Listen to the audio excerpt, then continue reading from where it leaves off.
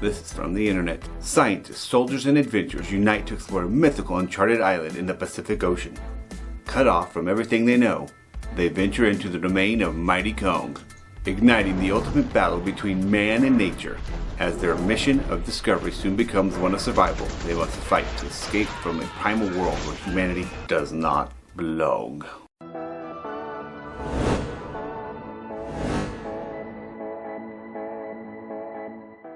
Now for my overall opinion on Kong Skull Island. Let's jump in with the negatives, shall we?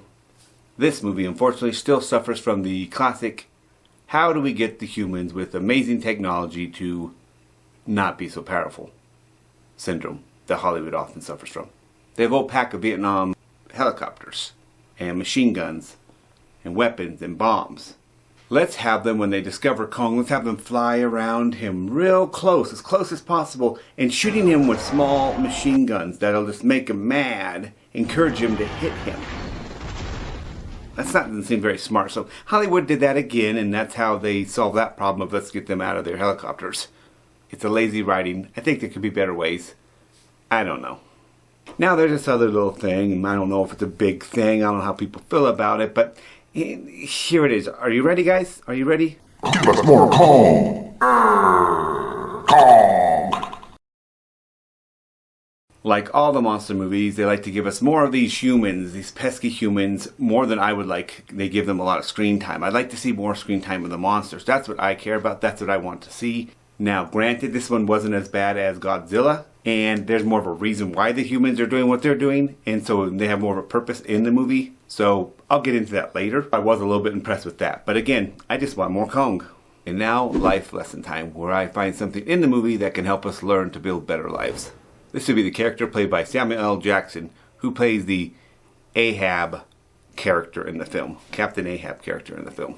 To highlight this, I'd like to do a quote from Gandhi. If you want to take revenge and feed your hate, you will never be satisfied.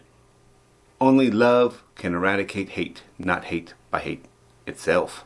My goal in this world is to reduce suffering as a whole. Hurt people, that's a fact. Check it out. Sure, stop, even eradicate it. I'm not saying like just lay over with your belly exposed. No, show strength, show control, be strong. But whenever there's an opportunity to show compassion to one's enemy, we should do this. Hey, this is just my opinion, guys. Take what you want and leave the rest. I'm just a guy. Let's jump into those positives, shall we? Shout out to John C. Reilly. He plays Hank Marlowe in this movie. He is the guy who crashed on the island back in World War II. He ends up being somewhat of a guide to the group. Once they get to the island, he kind of tells them what's up, how's it going, what you have to do, how to survive, etc., what's been going on in general.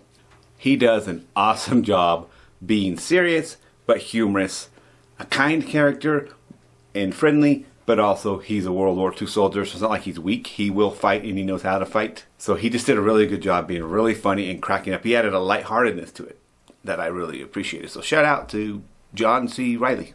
Getting back to the humans, I had said earlier that the humans are always usually annoying in these films because like who cares about the humans? They're in the way, or they kind of help the monster or something. This one, they actually did some pretty good purpose. Not to give you guys too much information, but they're on this island and they have to deal with this island now on the island's terms.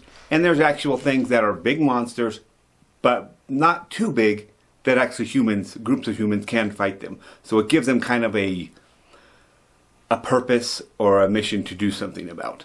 And I thought that was pretty clever. So it kind of felt like more like, okay, I understand. Like I wish you had shown more Kong, but I get it. You guys serve more of a purpose and it's entertaining. It can just be like guys stuck on this horrible island, Kong Skull Island. In the title you have Kong, but Skull Island is also a challenge. The humans are dealing with Skull Island. So is Kong. They're both dealing with it. And the humans are actually enjoyable in my opinion. One human that did a great job, Samuel L. Jackson, and I can't remember his name, the character name, but he plays a guy that his men die, and he's so angry, he's so vengeful, he wants to get back at Kong. He's definitely a Captain Ahab. It's a believable character. When I first saw it, I thought, that's not very realistic, that's dumb. But watching it again, I'm like, yeah, you could have someone that was obsessed with vengeance or power and didn't like that, and has their fear, and they express it by trying to control or to kill. It's really well done.